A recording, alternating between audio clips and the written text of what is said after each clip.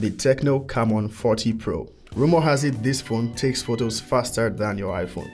Is it true though? Imagine a Tecno device winning best in its category by DxO Mark. Color me impressed. Also, where have I seen this design before?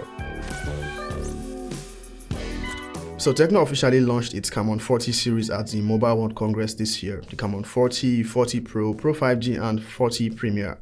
At the moment, we are only getting the Camon 40 and the 4G version of the 40 Pro, which is what this review will focus on. I have a hands-on video on the Camon 40 Premier should you want to check that out. I'll add a link in the description.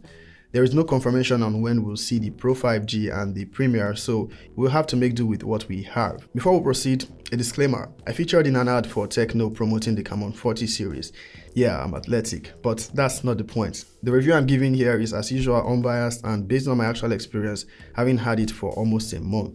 Also, Tecno did not get to see or approve this content before publishing. So let's get on with the review. While cameras are the most hyped features of this device, there's actually way more to it, and I hope to cover most, if not all, in this review, including its lapses. There's no perfect phone after all. Now, Tecno has changed a lot with this generation of their devices, and the most interesting is the software. They are attempting to significantly change the way you interact with the device, more AI-centric. From the moment you power on the device, you can see the integration with their AI assistant guiding you through the setup process. The sounds are better and the overall software just feels better, even down to the font. But let's not get too far. Let's start with the basics. Price. The Camon 40 Pro has been priced competitively, retailing at just over 350k in Naira. That's somewhere around 220 USD. There's only one memory configuration, 8 gigs of RAM and 256 gigs of storage. It is not expandable as the SIM slot only accepts dual nano SIM cards, no SD card option. The unboxing experience is as expected, all accessories present, this time no earphones. As always with Tecno, we get an impressive looking case that complements the design of the phone. Looks good. Build quality wise, the Camon 40 series in general have seen a major upgrade.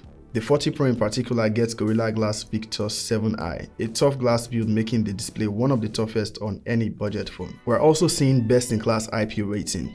The Tecno Camon 40 Pro is rated IP68 and IP69, so it can survive some time in water, even up to a depth of 2 meters. Tecno also boasts it has ultra drop resistant body and got 5-star SGS drop resistant certification.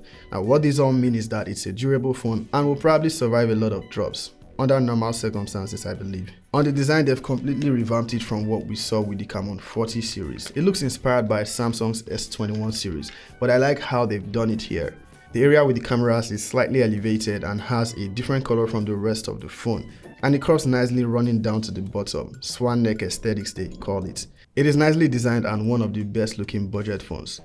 There is now a dedicated flash snap button to the left of the phone. This can instantly activate the flash snap camera on double tap. A long press activates the voice assistant Ella. Now this button is remarkable either to use another voice assistant like Gemini, or the double tap action can be remarked for other apps. I used mine for flashlights. That's handy. The Camon 40 Pro gets dual stereo speakers with Dolby Atmos and they sound great.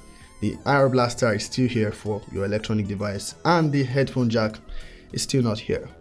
The indicator light is also still present and it comes on when recording with the cameras, also for some notifications. Still wish we could have it show different colors for notifications though, but I'll take it as it is. Speaking of colors, there are 3 options for the Camon 40 Pro: Emerald Lake Green, Galaxy Black and Glacier White. In the short videos I posted on TikTok and Instagram, I saw a lot of comments saying the Camon 40 Pro is a major downgrade from the 30 Pro of last year. So let's talk about that. To answer the question if it is a downgrade, it's more of yes and no. Yes, because the 30 Pro is a much better device than this one specs wise. And no, because this is not meant as a successor to that one. Last year we did not get a 4G version of the Camon 30 Pro. It was a 5G device sporting similar specifications as the Premier version. This year, however, Tecno decided to make 2 Pro versions, one with 5G and then this. So the Camon 40 Pro 4G is not a downgrade but a different device. That is why you'll notice it costs significantly less than the 30 Pro even now, almost by half. Now the closest of the Camon 30 series to this device would be the 30S Pro, which was released much later last year, has wireless charging and sports the same Helio G100, but that also costs more even now.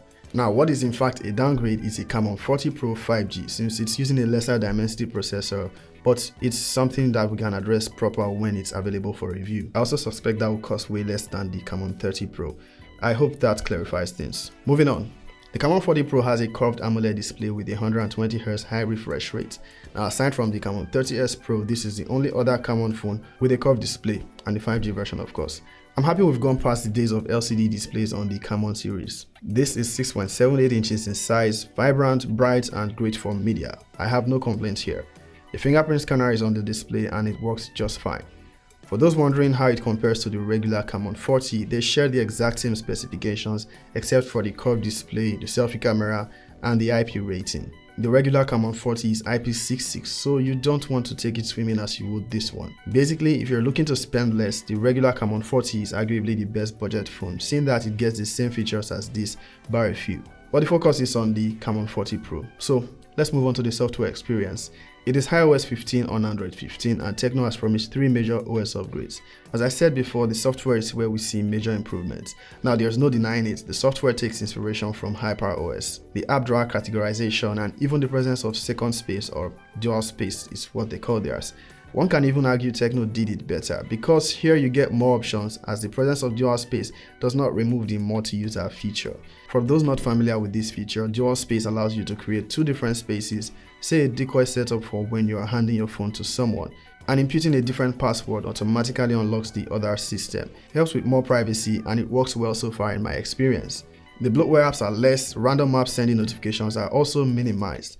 They've improved the look and feel of the user interface, improved the zero screen, so instead of the random stuff that usually shows there, it now functions more like an AI hub, and you have instant access to cool AI features. The app management on the home screen is now much better. Previously, to organize and remove apps, you had to do it one by one. Now you can just select multiple apps and move or remove them. So much has been improved here that makes the overall software experience just better.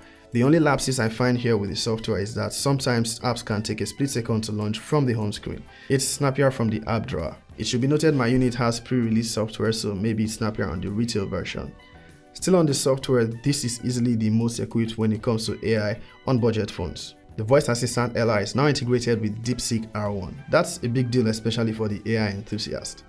In the settings app, there is a dedicated section for Tecno AI. Here you'll find all of its AI features in one place. The likes of call summary, call translation, smart touch which allows you copy text from apps and images by just tapping and holding the screen with 2 fingers, writing assistant, and a whole lot more which might require a dedicated video. Circle to search is also present here, making the Camon 40 series the most affordable phones to have this feature, previously only available to mid-range and flagships. Yeah, even the base Camon 40 has circle to search. Another AI feature you might actually find useful is speech enhancement for calls.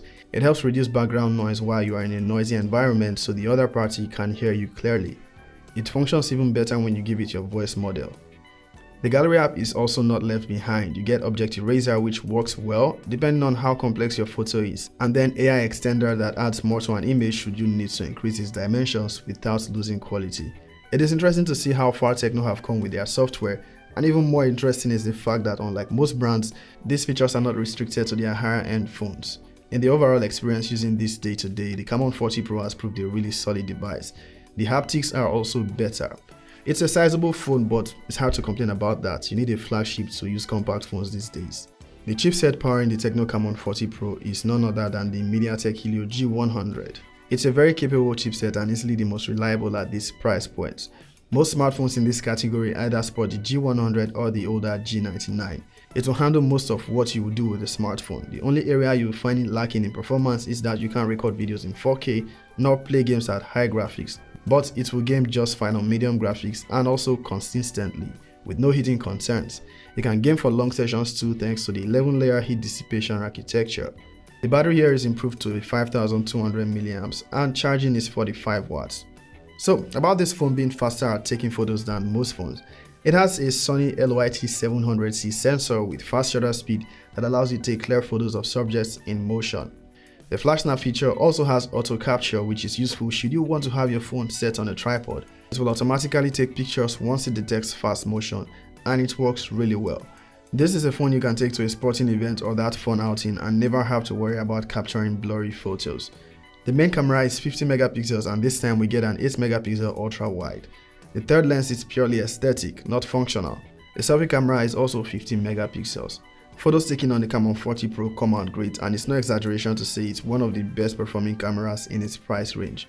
Images from the main camera are detailed and the dynamic range is good. The color tone is not that different between the ultra-wide and main camera, but with the ultra-wide shots, you'll notice the details are not as sharp. When shooting portraits, the camera gives you 3 focal length options and the results are great, except that HDR processing is worse as you go higher.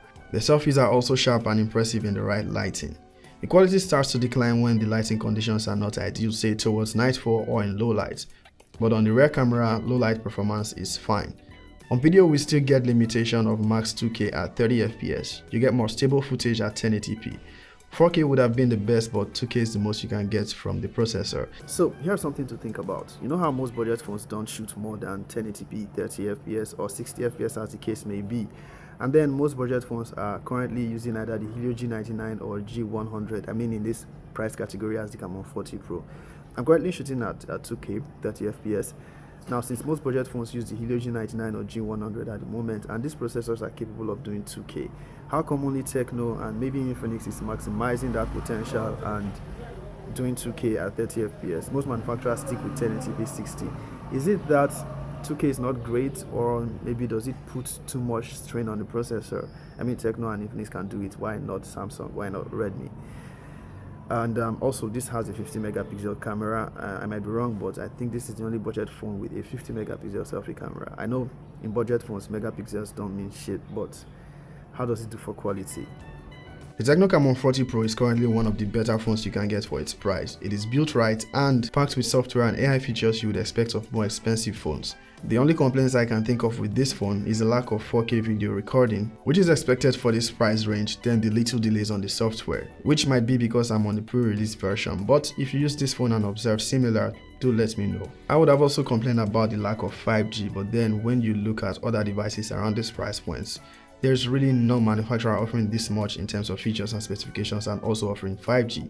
The closest you'll find is probably, I think, the Galaxy A16 or A15 5G, which has its own limitations and doesn't offer as much features as this.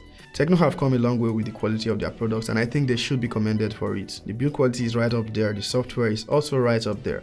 Only brand perception is what they have to fight now, but I think they'll be fine, seeing that they still hold majority of the smartphone market share in this region.